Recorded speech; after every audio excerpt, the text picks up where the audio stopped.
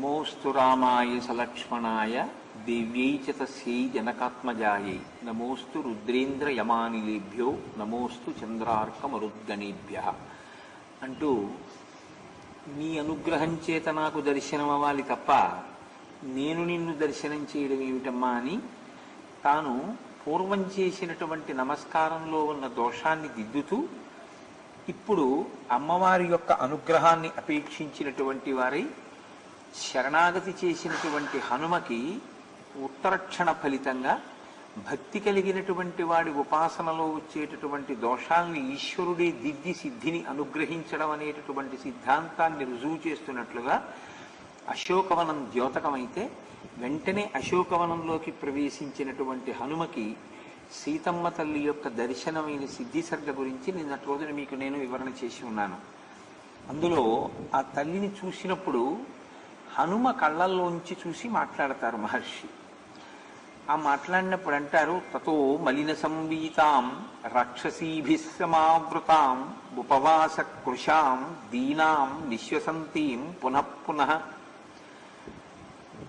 శ్రీరామాయణంలో మహర్షి చేసినటువంటి అద్భుతమైనటువంటి రచనా విధానం. కంటి ముందు సీతమ్మని మనకి దర్శింపచేస్తారు ఆయన. హనుమ సీతమ్మ ఎలా ఉంటుంది అని భావన చేశారో అలాగే సీతమ్మ తల్లి యొక్క దర్శనం అయింది. తతో మలిన సంవీతాం, మలినమైనటువంటి వస్త్రాన్ని కట్టుకుంది. ఆవిడ మలినమైన వస్త్రాన్ని కట్టుకుంది అంటే ఆవిడకి బట్టలు లేకలా కట్టుకుందా, లేక కావాలని కట్టుకుందా అంటే ఆవిడ కట్టుకున్న బట్ట మట్టి అయిపోవడానికి కారణం అటువంటి బట్ట ఆవిడ కట్టుకుని అప్పటికి 10 నెలలైంది. అమ్మా మీరు వెనక్కి కూర్చోండి, మీరు ఎందుకు అంతమందిని తొక్కుతారు ఇప్పుడు వచ్చి? తతో మలిన సంవీతాం అంటే మట్టి పట్టినటువంటి బట్ట కట్టుకుంది అని కాదు దాని ఉద్దేశ్యం. 10 నెలలు అప్పటికి పూర్తి అయిపోయింది ఆ బట్ట కట్టుకుని.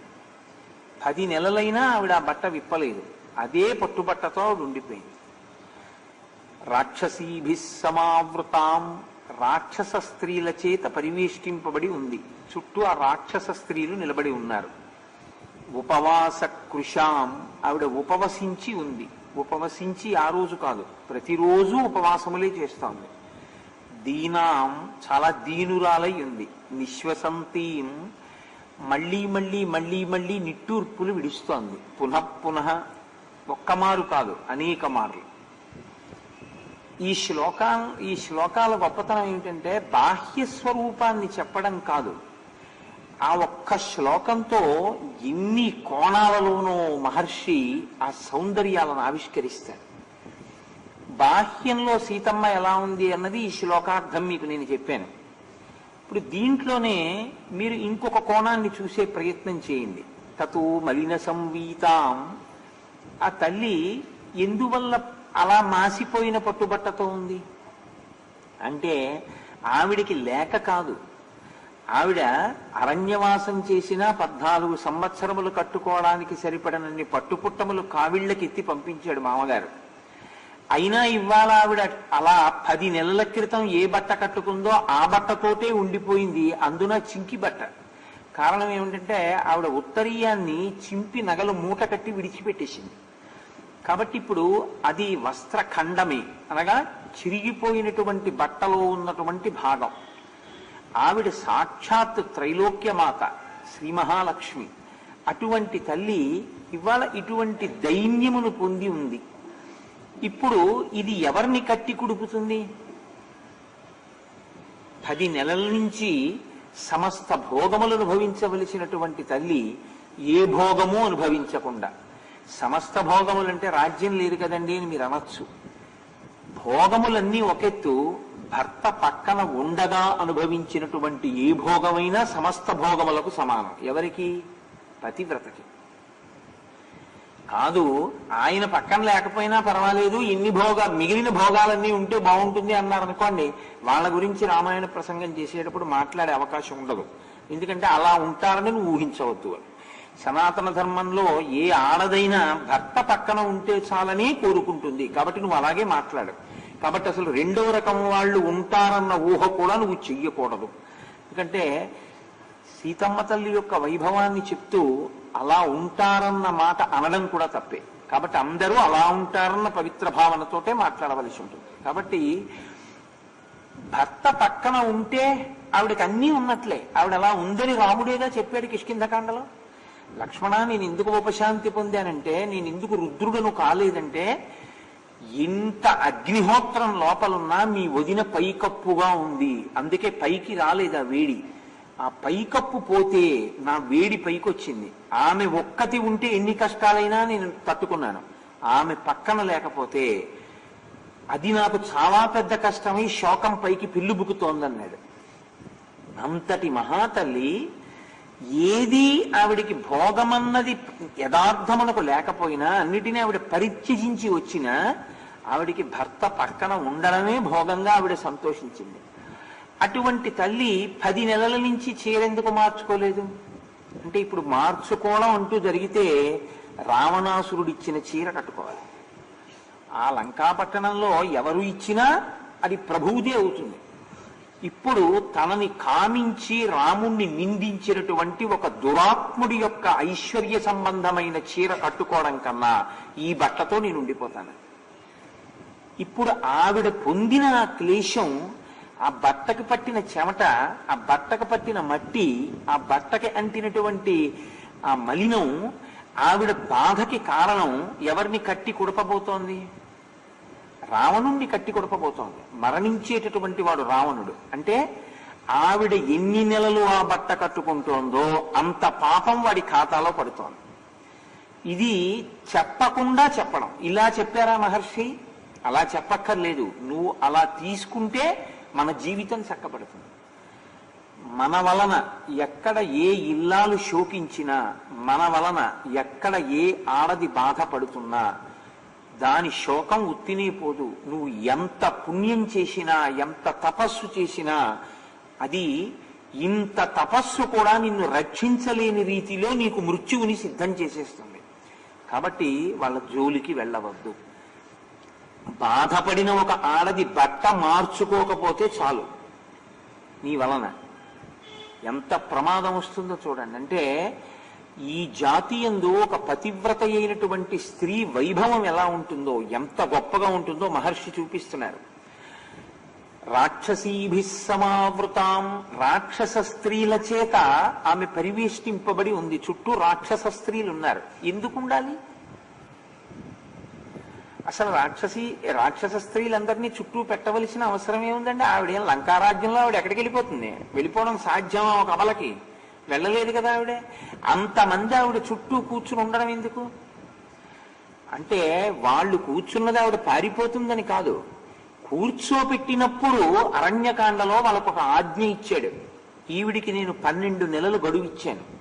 మీరు ఈవిడ చెవిలో ఇల్లు కట్టుకుని పోరాలి. ఎలా? 2 రకాలుగా. ఒకటి, ఈమె నా పాన్పు చేరేటట్టుగా నా వైభవాన్ని స్తోత్రం చెయ్యాలి. రెండవది, ఈమె భర్తని తృణీకరించి భయపెడుతూ మీరు మాట్లాడాలి. ఇప్పుడు ఆవిడికి ఏది ప్రీతి పాత్రమో దానికి వ్యతిరేకంగా మాట్లాడుతున్నారు. ఏది సుతారమో ఆవిడ అంగీకరించదో మహాపతివ్రతగా, ఆ తప్పు చెయ్యి చెయ్యి చెయ్యి చెయ్యేని చెవిలో ఇల్లు కట్టుకుని పోరుతున్నారు. ఇప్పుడు అలా రాక్షస స్త్రీలని కూర్చోపెట్టి ఆవిడ్ని అంత బాధ పెడుతున్నవాడెవడో వాడి ఖాతాలోకి ఫలితాలు ఎడతాయా వెళ్ళవా?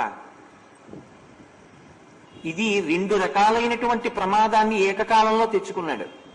ఒకటి, రాముని యొక్క నింద, నిష్కారణ నింద. ఎందుకంటే రాముణ్ణి నింద చేయడానికి ఏం లేదు. మీరు భూతద్దం పెట్టి వెతికినా రామచంద్రమూర్తిని తప్పు పట్టడానికి ఏమీ లేదు అని నేను మీకు బాలకాండ నుంచి ప్రతి సంఘటనలోనూ చూపించుకొస్తున్నాను. అంతటి మహాధర్మాత్ముడు ఒక రాక్షసుడు అన్నాడు, రామో విగ్రహవాన్ ధర్మ అని. అటువంటి మహానుభావుడైనటువంటి రామచంద్రమూర్తిని అదే పనిగా విమర్శించాలి. ఏమి పెట్టి విమర్శిస్తావు? ఏముందని విమర్శిస్తావు? ఏమి లేదు. కానీ ఒక్కటే అంటుంటారు, నరుడు, రాజ్యభ్రష్టుడు, ఎక్కడో అరణ్యంలో తిరుగుతున్నాడు, వస్తాడా 100 యోజనాలు దాటి రాడు, బెట్టు చేయకు. బెట్టు చేసి నువ్వు కాని అంగీకరించకపోతే నువ్వు బతికేది 12 నెలలే. 12 నెలలు పూర్తయిన మరుక్షణం, మరునాటి ఉదయం నిన్ను అల్పాహారంగా వడ్డించేస్తాను రావణుడికి. ఇప్పుడు మీరు చూడండి, ఒక చిత్రమైనటువంటి పరిస్థితి. కాలం గడిచిపోతున్న కొద్దీ, చూసావా మేమన్నది నిజమా కదా, వచ్చాడా రాముడు అని వాళ్ళంటారు. కాలం గడుస్తున్న కొద్దీ నేను ఇంత ధ్యానం చేసి ఇంత పతివ్రతగా నిలబడినా ఇంత సమర్థుడైన రాముడు రాలేదు, నా మాట నిలబట్టలేదు. ఆవిడ యందు ఆక్రోశం పెరిగిపోతుంటుంది. ఆక్రోశం ఎంత పెరిగిపోతుందో అంత వినరాని మాటలు నిరంతరం వినేది ఆవిడ ఒక్కతే, చెప్పేవాళ్ళు 500 మంది. కాబట్టి ఒకడే మాట్లాడాలి, ఒకడే ప్రసంగం చేయాలి 2 గంటలని ఏం లేదు.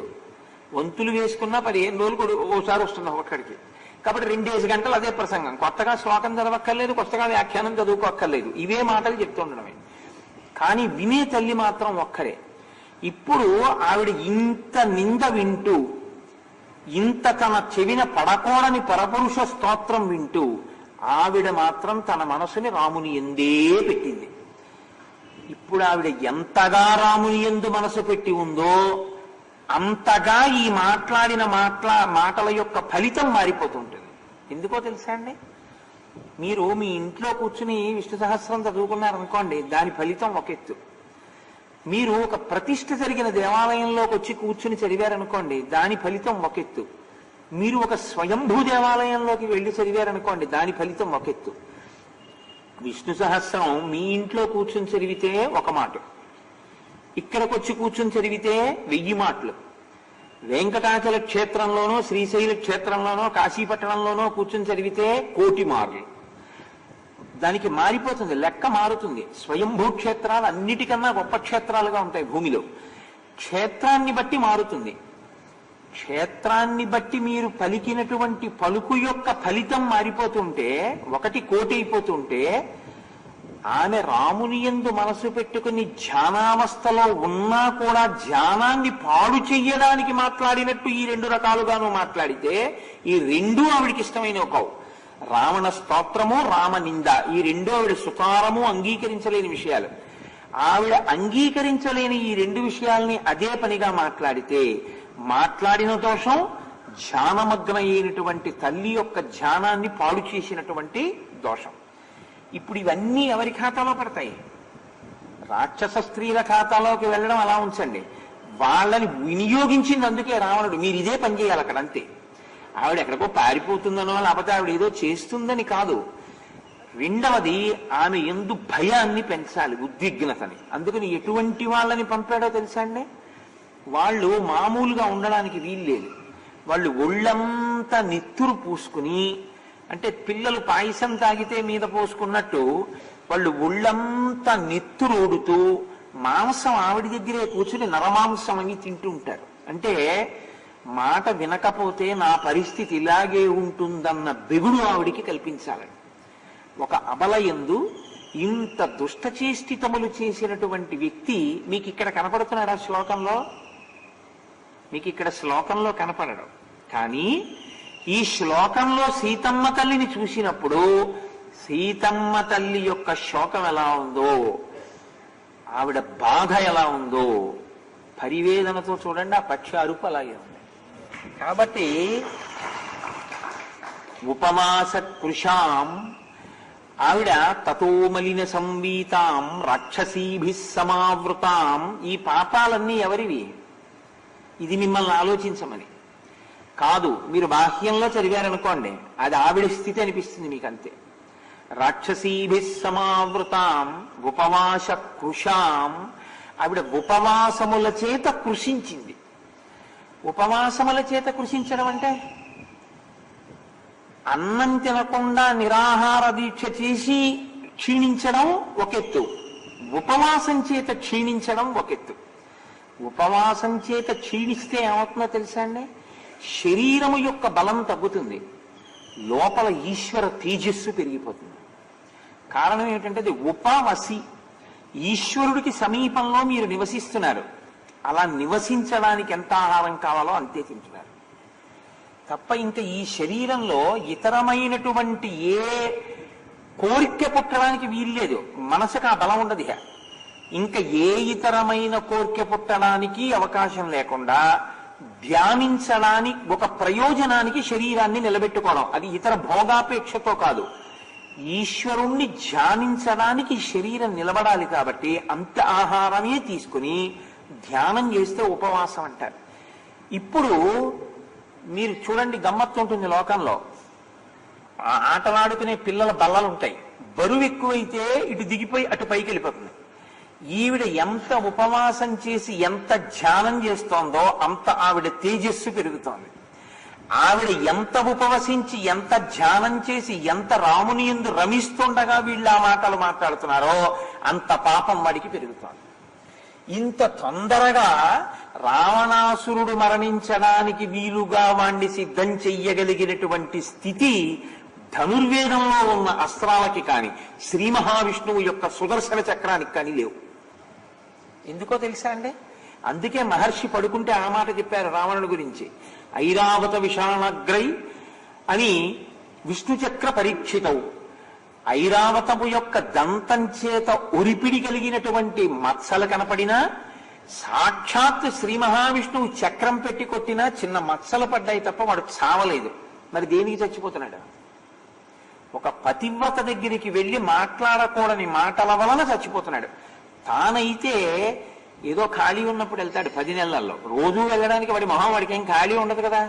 ఏదో 2 రోజులకో 3 రోజులకో 4 రోజులకో లేకపోతే ప్రతిరోజునే వెళ్ళాడు అనుకోండి. పోని వెళ్ళినా ఏదో అరగంట మాట్లాడతాడు, గంట మాట్లాడతాడు. 23 గంటలు ఇంకా తపస్సు పెరిగి ఉండేది, కాపాడుతుండేది. అంటే వాడి జీవితకాలం పెరిగి ఉండేది. వాడు సీతమ్మతో ఏమన్నాడంటే నీకు ఏడాది సమయం ఇస్తున్నానన్నాడు. ఆవిడికి కాదు ఇచ్చింది, వాడి జీవితానికి పెట్టుకున్నాడు. నేను ఏడాది బతుకుతానని చెప్పుకున్నాడు. ఎందువల్ల? తను వెళ్ళి మాట్లాడితే గంటే, తన పనుపున మాట్లాడమని రాక్షస స్త్రీల్ని పెట్టాడు. ఇప్పుడు వాళ్ళు మాట్లాడిందంతా తను మాట్లాడింది కదండి. కాబట్టి ఎంత తొందరగా తన మృత్యువుని కొని తెచ్చుకున్నాడో చూడండి. ఇది సుందరకాండలో అత్యద్భుతమైనటువంటి విషయం. నువ్వు మాట్లాడినా, నువ్వు దుష్ప్రచారాలు మొదలుపెట్టి నిన్ను అడిగేవాడు లేడు కదా అనుకుని నువ్వు ఈశ్వరుణ్ణి నింద చేస్తూ, వేదాన్ని ధిక్కరిస్తూ, ధర్మాన్ని వ్యతిరేకిస్తూ, నోరు ఈశ్వరుడు ఇచ్చాడు కదా అని నువ్వు అదే పనిగా ప్రచారాలు మొదలుపెట్టి ఈశ్వర వ్యతిరేకమైన ప్రసంగాలు చేసి నీ వెనక ఇంకో 10 మందిని కూడగడితే నీ శరీరం పడిపోయిన తర్వాత వీళ్ళు మాట్లాడిన ఫలితాలు కూడా నీ ఖాతాలోకి వస్తుంటాయి. నువ్వు నేర్పినవే ఇవన్నీ. అందుకే దుస్తర్కాస్తు విరంజతాం అంటారు శంకరాచార్యులు. వారు అవతార పరిసమాప్తి చేస్తుంటే శిష్యులు వెళ్ళి అడిగారు, మీరిచ్చిన వాంగ్మయం మహాసముద్రం, మేమేం చదువుతాం, మాకు సూక్ష్మంగా ఏమైనా చెప్పండి అన్నారు. అంటే ఆయన అన్నారు, వేదో నిత్యమధీయతాం, ఏ మాటలు నమ్మకండి, వేదమే ప్రమాణమని నమ్మండి. తదుదినం కర్మస్వనుష్ఠీయతాం, వేదం ఎలా చెప్పిందో అలాగే మీరు కర్మ చెయ్యండి. దుస్తర్కాస్తు విరంజతాం, ఎప్పుడూ వేదానికి వ్యతిరేకంగా మాట్లాడవద్దు. ఈశ్వరుడు ఏ మాట ఇచ్చాడో దాన్ని వేద వ్యతిరేకంగా మాట్లాడితే కొన్ని కోట్ల జన్మలు కట్టి కుడిపేస్తున్నప్పుడు బాధపడతావు. కాబట్టి అలా మాట్లాడవద్దని చెప్పారు శంకర భగవత్పాదులు. అలా మాట్లాడిన వాడు ఎలా పాడైపోతున్నాడో చూడండి. కాబట్టి ఒక్క పాదంలో అంత మృత్యు ఉంది రావణుడిది కాదు. ఆవిడికి తెలిసే జరుగుతోందా ఇదంతా? ఆవిడ పాతివ్రత్యంతో రాముడి కోసం ధ్యానం చేస్తూ ఉండడం వల్ల అనుషంగిక ప్రయోజనంగా రావణుడు చచ్చిపోతున్నాడా? ఆవిడ రావణుణ్ణి చంపడానికి అలా ఉందా అక్కడ? ఎందుకో తెలుసా అండి, ఈ ప్రశ్న అనుమానం వస్తుంది. ఎందుకనంటే కట్టిన బట్ట విప్పలేదు, 10 నెలలు అయింది. వాడి అంతఃపురం అంతా చూపించాడు, ఐశ్వర్యం అంతా చూపించాడు. వాడి వంట ఇంటి నుంచి వెళ్ళిన అన్నపు ముద్ద ఆవిడ తినలేదు. మరి ఈవిడ ఎలా బతుకుతోంది? అనుమానం రావద్దు? ఒక నరకాంత కదా, ఎలా ఉంటుంది ఈవిడని అనుమానం రావాలా? అనుమానం వచ్చింది అనుకోండి, ఆవిడ దివ్యత్వం గురించిన ఆలోచన వస్తుంది. ఆవిడ దివ్యత్వం గురించిన ఆలోచన వచ్చింది అనుకోండి, ఒక సాక్ష్యం ఒకటి దొరుకుతుంది వాడికి. మిగిలిన మాట ఎలా ఉన్నా ఒక్క సాక్ష్యం దొరికిపోతుంది. ఈవిడెవరసలు అని అడుగుతాడు. అడిగితే ఎవడో ఒకటి చెప్తాడు. ఎంత విభీషణుడు లాంటి వాడు ఉంటాడుగా, ఆవిడ అయోనిజ, అసలు నరకాంత కాదంటాడు. ఇప్పుడు నరకాంత కాదంటే ఆవిడెవరు? ఎందుకు వచ్చింది ఇక్కడికి? నేను ఎందుకు తీసుకొచ్చాను? నేను ఇక్కడికి తీసుకొచ్చి పెట్టింది నా మృత్యువుకి కానీ రావట్లేదు కదా అని వాడికి అనుమానం వచ్చింది అనుకోండి, ఏమో వాడు తీసుకెళ్ళి అప్పచెప్పేస్తాడు. కాబట్టి ఇప్పుడు అసలు ఆవిడ గురించిన ఆలోచన వాడికి రాకూడదు. ఎవరు చేస్తున్నట్లు అలాగా? ఆవిడే చేస్తాం. ఎందుకో తెలుసా అండి? అందుకే మహర్షి దానికి సీతాయా చరితం మహత్ అని పేరెట్టారు. ఆవిడ నరకాంత ఎప్పుడు కాదో ఆవిడ ఈ రహస్యాన్ని ఒక్క అనసూయమ్మకే చెప్పింది రామాయణంలో. ఎక్కడ రాముడితో మాట్లాడినప్పుడు కూడా అలా చెప్పాల. ఎందుకంటే నరకాంతగా ధర్మాన్ని అనుష్ఠించినప్పుడు భర్తతో చెప్పకూడదు. మహాతపస్విని కాబట్టి అర్థం చేసుకోగలదు కాబట్టి ఆవిడ అనసూయమ్మతో ఈ రహస్యం చెప్పేసింది. నేను నరకాంతని కానమ్మా అని చెప్పి జనకుడికి అశరీరవాణి చెప్పింది. ధర్మేణ తనయాతవా అని చెప్పింది. ధర్మము చేత నీకు కూతురునని చెప్పింది కాబట్టి జనకుడు నన్ను కూతురు అనుకున్నాడు తప్ప నేను నరకాంతను కాను అని చెప్పింది ఆవిడ. ఇప్పుడు ఆవిడ నరకాంత కాకపోతే ఇంకేకాంతం అనడానికి ఏం లేదు. ఆవిడ సాక్షాత్ జగన్మాత. ఇప్పుడు కొత్త ప్రచారం ఏమొచ్చి పడింది? పరకాంతతో మాట్లాడినటువంటి పాపం ఒకటి పడలేదు. ఒక తల్లి దగ్గరికి వెళ్ళి ఒక కొడుకు మాట్లాడితే ఇలాంటి మాటలు ఎంత తప్పు. ఒక తల్లి తన ఇంట్లో చీర మార్చుకోకుండా ఉండిపోతే ఎంత తప్పు. తల్లిని కామించిన కొడుకుది ఎంత తప్పు. 3 లోకములకు తల్లిని కామించిన వాడికి ఎంత తప్పు ఉంటుంది? ఒక్కసారి పార్వతీదేవి అని తెలియక హిమవత్ పర్వతం మీద ఎంత అందగత్తే అని చూశాడు ఇలా కుబేరుడు. ఓ కన్ను మెల్లైపోయింది తెలియక చూసినందుకు. ఇదే అంటారు సుందరకాండ చివరిలో, అసలు వాడు బూదెందుకు అయిపోలేదని అడిగారు. ముట్టుకోగానే బూడిదైపోవాలిగా, ఎందుకు అవ్వలేదని అడిగారు. వాడి తపశ్శక్తి అంతటిది అన్నారు. ఇప్పుడు అది క్షీణించాలి. క్షీణించాలంటే ఈ బుద్ధి వాడికి పుట్టకూడదు. తాను అయోనిజ తనని తీసుకురావడం, తనతో మాట్లాడడం అంత తేలిక కాదు అని వాడికి అర్థం అవ్వకూడదు. వాడికి అర్థం అవ్వకూడదు అంటే మీరు ఒకటి చూడండి, చెప్పినా వాడి బుర్రకి ఎక్కకూడదు అంతే. ఇప్పుడు ఆవిడే చెప్తుంది, ఒకప్పుడు దాచడం కదా ఆవిడ చెప్తుంది. చెప్తే వాడికి ఒక్కనాటికి వాడి బుర్రలోకి వెళ్ళదు. ఎందుకని? నిలువెల్లా అహంకారం. కాబట్టి వాడిని చంపేసింది ఏది అంటే, ఒకప్పుడు ఈ రహస్యాన్ని సీతమ్మే చెప్పినా వాడికి తలకెక్కలేదంటే వాడి అహంకారానికి వాడు చచ్చిపోయాడు. కాబట్టి నీకు ఎన్నున్నా నిన్ను చంపగలిగింది ఏంటంటే నీ అహంకారమే. నిన్ను చంపనేయగలిగినప్పుడు నిన్ను ఎంతకైనా పాడు చేయగలదు. కాబట్టి నువ్వు వదలవలసిందంటూ ఏమైనా ఉంటే అహంకారమే. ఇది సుందరకాండలో ఒక శ్లోకంలో, ఒక పాదంలో, ఒక మాటకి అంత వ్యాఖ్యానం ఉంటుంది. అన్ని కోణాల్లో మీరు స్వీకరించండి అని దాని సందేశం. అయినప్పుడు 15వ సర్గకి 16వ సర్గకి అంత గౌరవం సుందరకాండలో ఉండడానికి కారణం అదే. కాబట్టి తతో మలిన సంవీతాం రాక్షసీభి సమావృతాం ఉపవాస కృషాం దీనాం. ఆవిడ దీనురాలిగా ఉంది. ఏమిటి దైన్యం? ఏమిటి ఆవిడికి బాధ? తనని తాను రక్షించుకోగలిగిన శక్తిని తాను ప్రకటించుకునే అవకాశం లేకపోవడం దైన్యం. దైన్యం అన్న మాట ఎప్పుడు వాడతామంటే పాపం దీనుడండి అంటారు. దీనుడండి అంటే తనకి కావలసినది తాను సమకూర్చుకోలేనివాడు. ఇప్పుడు పాపం చూడండి, ఆయన ఆకలితో అలమటించిపోతున్నాడు, ఎంతటి దీనుడు అన్నారు అనుకోండి. తను తినడానికి కావలసిన అన్నాన్ని తాను సమకూర్చుకోలేనివాడు. సీతమ్మ తనని రక్షించుకోగలిగిన శక్తి తనకి లేనిది ఆవిడే. ఒక్కనాటికి కాదు. ఆవిడే చెప్పేసింది ఆ రహస్యం. నిన్ను కాల్చేస్తాను రాని తలుచుకుంటే అంది ఆవిడ. మరి ఎందుకు చంపదు? నరకాంతగా నరుణ్ణి అనుగమిస్తోంది రాముడి భార్యగా. ఆవిడ అయోనిజ అయినా నరకాంతగా నేను ఉంటాను అని సంకల్పం చేసింది. నరుడి సొత్తుగా, నరుడి భార్యగా ఉంది. కాబట్టి తనని తాను రక్షించుకోదు పతివ్రతా ధర్మంలో. ఇప్పుడు రాముడు వచ్చి రక్షించాలి. ఇంత శక్తి ఉండి చంపట్లేదు, వీడి ఇష్టం వచ్చినట్టు మాట్లాడుతున్నాడు. ఇది ఆవిడ దైన్యం కాదు. బాహ్యంలో దైన్యం ఏమిటో తెలుసా అండి? రాముడు రాలేదు, రక్షించలేదు, ఇన్ని మాటలు వినవలసి వస్తోంది. ఇది కథాపరమైన సౌందర్యం, ఆవిడ పాతివ్రత్య సౌందర్యం. కాబట్టి ఉపవాస కృషాం దీనాం నిశ్వసంతీం పునఃపునః. ఆవిడ మళ్ళీ మళ్ళీ నిట్టూరుస్తోంది. సుందరకాండలో 2 మీకు ఎక్కువ కనపడతాయి. ఏం పర్వాలేదంటాడు రావణుడు, అంటుంది సీతమ్మ. ఈ రెండిటికి సంఘర్షణ సుందరకాండ. మీరు చూడండి, ఎప్పుడు ఏం పర్వాలేదంటుంటారే ఆ మాట చాలా ప్రమాదం. ఏం పర్వాలేదంటే నియమోల్లంఘనం చేయమని దాని అర్థం. ఏమంటే ఇప్పుడు చెయ్యొచ్చా పని అని అడిగారు అనుకోండి, ఏం పర్వాలేదండి అన్నారనుకోండి, దాని అర్థం ఏంటో తెలుసా? పక్కన పెట్టేసే శాస్త్రాన్ని. అప్ప ఇలా చెయ్యొచ్చని చెప్పడం వేరు, అలా చేయకూడదు అన్నారనుకోండి. ఏమంటే ఇది చేద్దాం అనుకుంటున్నాం అన్నారనుకోండి, తప్పు అలా చేయకూడదండి మనం అన్నాను అనుకోండి. నేను మీరు ఏదో చెప్పారు ఇలా చేద్దామని అన్నారు, నేను అన్నాను తప్పు అలా చేయకూడదు అన్నాను. ఇప్పుడు నా స్థానానికి గౌరవం ఏమిటి? నేను చెయ్యొద్దు అంటే ఆగిపోవడం కదా. ఏం పర్వాలేదండి అని మీరు నాకు చెప్పారనుకోండి, ఇప్పుడు ఏమిటి దాని అర్థం? నీకు శాస్త్రం తెలుసున్నా నువ్వు ఉల్లంఘించేయాలి అంతే కదా. అంతేగాని అలా చెయ్యొచ్చండి దీని ప్రకారం అని ఏమైనా చెప్పగలరా?